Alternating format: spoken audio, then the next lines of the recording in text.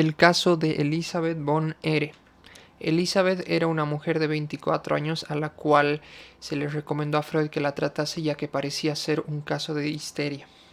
Ella sufría dolores en las piernas, más que nada en los muslos, y esto hacía que ella no pudiera pararse de manera correcta y sufriera mucho dolor al caminar y al estar parada. Sus dolores se concentraban más que nada en el muslo derecho y eran dolores musculares, los cuales hacían que ella tuviera que estar echada casi todo el tiempo. Freud, al escuchar esto, ya sabía por dónde ir. Él sabía que tenía que averiguar y ir desempolvando poco a poco más partes de la historia y partes personales de Elisabeth. Sobre su familia, Elisabeth le contó que era la tercera de 3 hijas. Su madre no fue muy apegada a ella al principio, ya que tenía siempre problemas médicos en cuanto a sus ojos, y por eso ella era la más cercana a su padre. Tienen una muy buena relación entre ellos y lamentablemente un día su padre tiene un ataque al corazón, lo cual lo deja en cama durante 1 año y medio, y Elisabeth fue la que se encargó de él. Elisabeth dormía en la misma habitación y lo cuidaba noche y día. Pasó 1 año y medio de esto y luego el padre fallece. Luego de esto ella se apega mucho más a la madre, ella empieza a cuidar a ella, ya que su cuestión de los problemas oculares va empeorando cada vez más. Luego de esto ella se empieza a preocupar mucho por el vacío que había dejado el fallecimiento de su padre, ya que ella sentía la obligación de tener que reemplazar aquel vacío con algo, y este vacío se vuelve peor cuando la hermana mayor se casa con un hombre y se van del país por cuestiones de trabajo. Y luego su segunda hermana también se casa, pero por suerte ella no los abandona por completo, ya que con su esposo se va a vivir cerca y siempre los visita, y luego esa pareja tienen un hijito que se llevaba muy bien con Elisabeth y con la madre. Luego la visión de la madre sigue empeorando mucho más hasta que tiene que ser operada, una operación muy seria. Ella va con Elisabeth a otro país a ser operada y por suerte esta operación sale muy bien. Luego, saliendo de ahí, se encuentra con la familia de aquella hermana en una residencia veraniega, donde ahí fue la primera vez que le llega el dolor de piernas a Elisabeth. El dolor nunca más se fue. Antes ella en la época del padre sentía dolor, pero el dolor duraba un día. Esta vez llegó el dolor después de una caminata con la familia y ese dolor no se volvió a ir. Y desde ahí en adelante Elisabeth fue la enferma de la familia. Sentía tanto dolor que averiguó ella y se enteró de que había una especie de tratamiento que le podía haber ayudado. Este era muy lejos, en otro país, y ella y su madre viajaron por esto. Lamentablemente solo se pudieron quedar 2 semanas ahí porque recibieron carta de que su hermana se había vuelto a embarazar y que estaba muy mal de salud. Entonces ella y su madre regresaron rápidamente.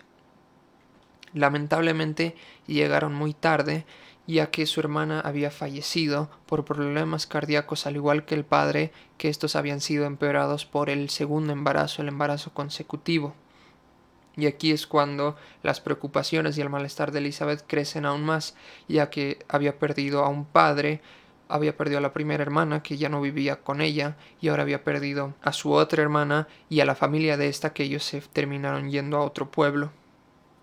Luego de esto Freud se detiene y ya no sabe por dónde ir, ya no había más información, entonces utiliza una técnica de hipnosis, la cual trataba de impresionar la cabeza de la paciente, ya que la hipnosis normal no funcionaba con ella. Y de aquí es donde Freud saca el siguiente momento importante, y quizá el más importante de todo el caso, que es que Elisabeth tenía un secreto. Este secreto era un interés amoroso con el cual habían estado bastante tiempo, pero nunca habían consumado su romance, ya que había diferencia de edades y el hombre aún no tenía un sustento bueno. Ella más que nada resaltaba un día en el cual fue a una fiesta para encontrarse con él, y ahí tanto sus amistades como aquel hombre le dijeron que se quede más tiempo, y ella les hizo caso.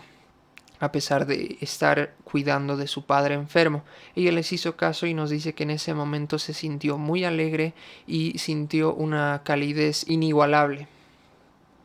Esto era...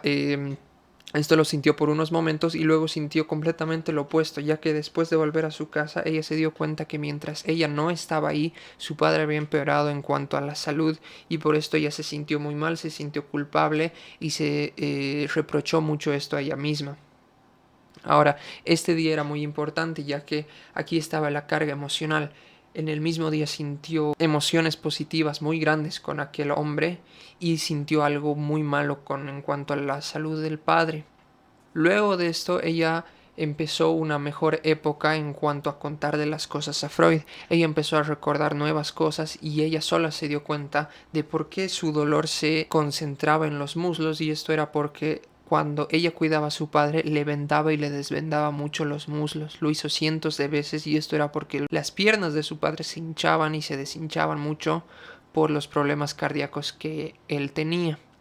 También Freud se dio cuenta de que a ella todo le hacía recuerdo a aquellos malos momentos y eso le causaba dolor. Por ejemplo, más específicamente, los dolores de la pierna derecha era cuando ella recordaba algo de la primera época de las malas situaciones. Esto tenía que ver con el novio, que no fue, y con el padre, que terminó falleciendo. Y la segunda etapa de cosas malas, que fue la de las hermanas, la de los cuñados y la de la madre, remetía en la pierna izquierda. Continuando con el segundo periodo del análisis, Freud llega a deducir que Elizabeth asocia sus dolores con ciertas vivencias pasadas, por lo que Freud le pregunta de dónde provienen los dolores al andar, al estar de pie y al yacer, en la cual Elizabeth responde que recuerda haber realizado una caminata en el lugar de restablecimiento junto a un grupo de personas en la cual también asiste el cuñado y que presuntamente había sido demasiado extensa. Con respecto a la pregunta de los dolores al yacer, es decir, el estar acostada, Elizabeth asocia la escena con su dolor con la noticia del agravamiento de la salud de su hermana. Freud también menciona que cuando Elizabeth empezaba a contar sus vivencias, los dolores se asociaban e incrementaban llegando a un límite y descendían cuando terminaba de narrar su discurso. Y posterior a estas terapias, Elizabeth empieza a mejorar. Pero Freud sabía con certeza que Elizabeth aún guardaba un secreto, el cual lo reprimía y que nunca se libraría de sus dolores mientras lo mantuviera en silencio, por lo que pasó al tercer periodo del tratamiento, en la cual Elizabeth se sentía mejor, estaba psíquicamente aliviada, se había vuelto productiva, pero era evidente que los dolores no habían sido eliminados por completo porque volvían de tiempo en tiempo y con su antigua violencia. Cierto día, mientras trabajaba en la sesión, Freud escucha pasos de un hombre en la habitación de al lado y una voz agradable que parecía preguntar algo. Inmediatamente, Elizabeth se levanta y le pide a Freud que termine la consulta por ese día, ya que escuchó que su cuñado llegó y pregunta por ella. Hasta ese momento, Freud relata que Elizabeth estaba libre de dolores, pero el acontecimiento de la visita del cuñado hace que repentinamente emerjan los fuertes dolores en Elizabeth, lo cual confirma las sospechas de Freud. En la siguiente sesión, Freud le enfrenta de acuerdo a lo que observó y le dice a Elizabeth que está enamorada de su cuñado, que sentía envidia de su hermana difunta y que tal vez cuando estaba frente a su hermana fallecida pensó, ahora él está de nuevo libre y yo puedo convertirme en su esposa. A lo cual Elizabeth en un primer momento reacciona y niega todo, pero termina admitiendo y sufre al aceptarlo. Finalmente Freud da por culminada su análisis del caso, pero antes termina con una realización de una terapia para que ella pueda desahogarse y sacar todos sus sentimientos guardados. Posterior a esto, Freud visita la casa de la mamá de Elizabeth y le cuenta lo que ha descubierto para que la escuche y en adelante pueda desahogarse con ella. Posterior a esto, Elizabeth se enoja con Freud al enterarse que le contó a su madre y no vuelve a consultar con él. Pero con el pasar del tiempo, Freud se entera que Elizabeth mejora bastante, que volvió a caminar y que se casa con un hombre que no es su cuñado. Continuando con el tercer periodo del análisis del caso, nos indica, ¿no?, de que había un enfrentamiento con el círculo de representaciones eróticas, con el círculo de representaciones morales en Elizabeth. Nos decía, ¿no?, de que tenía cierta inclinación hacia su cuñado y que no era consciente de ello. Es por eso que sufría, ¿no?, estos dolores. Y decía que el amor por él estaba presente, ¿no? En consecuencia, como si fuera un cuerpo extraño. Y tras esta representación de tal magnitud, nos dice, ¿no?, que aumenta también el papel de esa asociación con el dolor. Y nos indica, ¿no?, que en dos puntos de que el dolor histérico se genera, ¿no?, al mismo tiempo de que se había formado la de la pérdida del padre. Y el segundo punto nos dice de que oponía, ¿no?, resistencia al establecer esa asociación Elizabeth. Y decía de que había ocurrido esa conservación, ¿no?, de los dolores anímicos, habían pasado a ser dolores corporales, ¿no? Y de que ese costo de esa anomalía psíquica hizo, ¿no?, padecer los dolores que tiene. Nos dice, ¿no?, de que no se había podido establecer de forma específica, ¿no?, de cómo había sucedido esto, pero nos decía de que no se ejecuta, ¿no?, de forma voluntaria, sino que se consuma, ¿no?, en un individuo bajo la impulsión, ¿no?, del motivo de la defensa.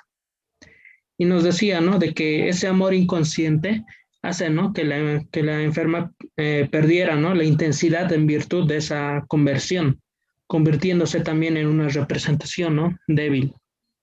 Habla también, ¿no?, de sobre que tenía una mera idónea, ¿no? Decía de que discernía conscientemente Elizabeth sobre el amor hacia su cuñado. Esto ha sido en el caso, ¿no?, de que al morir su hermana, ella podía estar con el cuñado. Y aquí nos dice, ¿no?, de que en la conciencia no se sabe, ¿no?, cuándo se instala eso, es una representación inconciliada. Y designa, ¿no?, traumáticos el sobrevenir, ¿no?, de la conversión, de la multiplicidad de distintos momentos, como la caminata, el baño o ante el hecho de muerte de su hermano.